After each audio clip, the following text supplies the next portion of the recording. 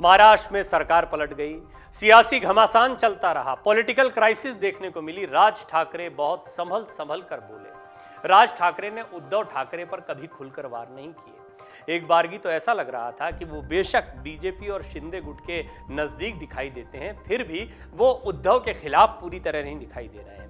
लेकिन अब राज ठाकरे खुल के उद्धव के खिलाफ हैं और किस तरीके से उन्होंने बयान दिया है उद्धव के खिलाफ, ये हम आपको इस रिपोर्ट में बताएंगे। लेकिन ये भी समझ लीजिए कि अब राज ठाकरे एक अलग तैयारी में लग गए हैं। आने वाले दिनों में बीएमसी चुनाव होने हैं और महाराष्ट्र नवनिर्माण सेना की एक बड़ी ताकत देखने को मिलती है बीएमसी चुनाव के दौरान। इस बार राज ठाकरे के पास बड़ा मौका है क्योंकि बीजेपी और शिंदे गुट भी उनका सपोर्ट करता दिखाई दे रहा है।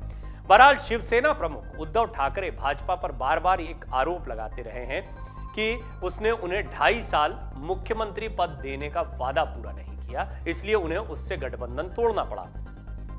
मंगलवार को उद्धव के इस आरोप पर उनके ही भाई राज ठाकरे ने सवाल खड़े कर दिए हैं।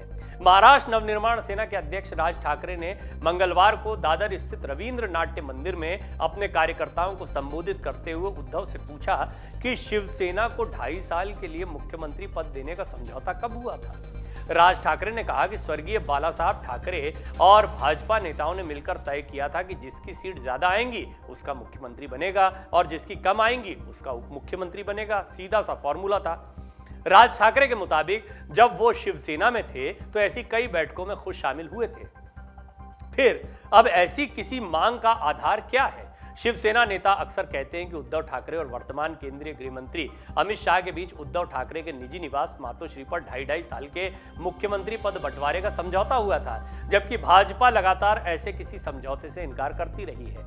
राज कहते हैं कि यह जानने का कोई जरिया नहीं है कि कौन सच बोल रहा है, लेकिन वो फिर अपने बड़े भाई उद्धव से सवाल करते हैं कि जब चुनाव प्रचार के दौरान भाजपा शिवसेना की संयुक्त सभा में नरेंद्र मोदी और अमित शाह सत्ता में आने पर देवेंद्र फडणवीस को मुख्यमंत्री बनाने की घोषणा कर रहे थे तो आपने आपत्ति क्यों नहीं उठाई थी? उन्हें तभी यह बात उठानी चाहिए थी कि उनके साथ वादा खिलाफी की जा रही है। राज ठाकरे ने इन सवालों के साथ ही अपने भाई उद्धव ठाकरे पर जनादेश का सम्मान न करने का आरोप भी लगाया।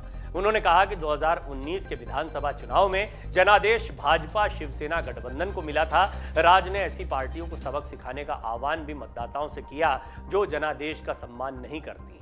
उन्होंने महाराष्ट्र की वर्तमान राजनीतिक परिस्थितियों पर टिप्पणी करते हुए कहा कि इस समय यहां जो चल रहा है वो समझ से परे है। अब तो ये भी पता नहीं चलता कि कौन कहां था। उन्होंने कहा कि महाराष्ट्र ने ऐसी राजनीति कभी नहीं देखी जो यहां पिछले 2.5 सालों से हो रही है।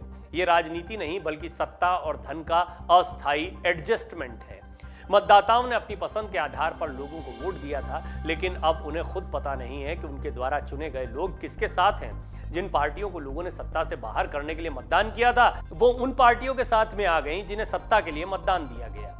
राज ठाकरे ने भाजपा की निलंबित प्रवक्ता नूपुर शर्मा का समर्थन भी किया। इस पर हमने आपको एक रिपोर्ट भी दिखाई है। उन्होंने कहा कि जो कुछ नूपुर ने कहा है वही तो इस्लामी उपदेशक जाकिर नाइक भी कहता रहा है।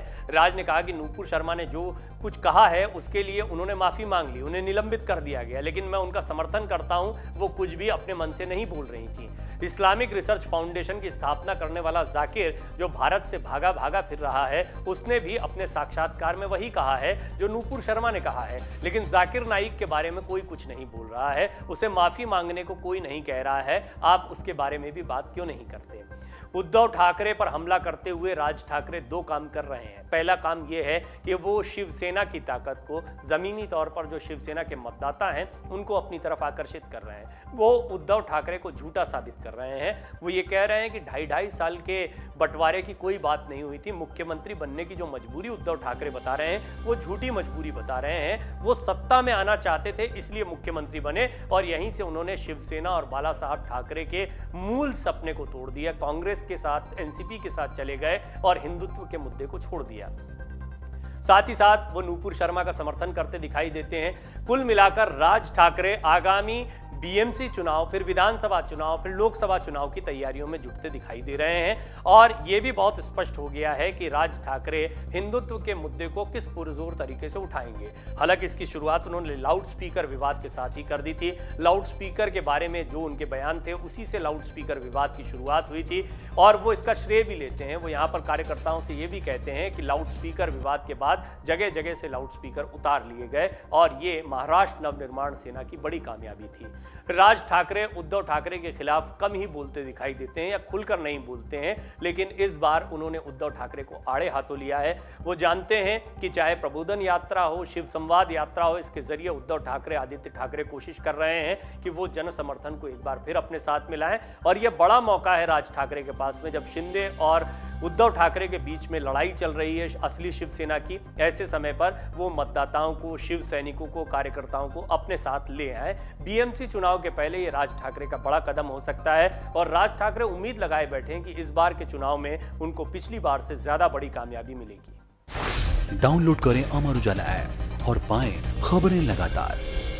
अगर आप ये वीडियो YouTube पर देख रहे हैं तो हमारे चैनल को सब्सक्राइब करें और बेल आइकन को दबाना ना भूलें। अगर आप Facebook पर ये वीडियो देख रहे हैं तो हमारे पेज को लाइक करें।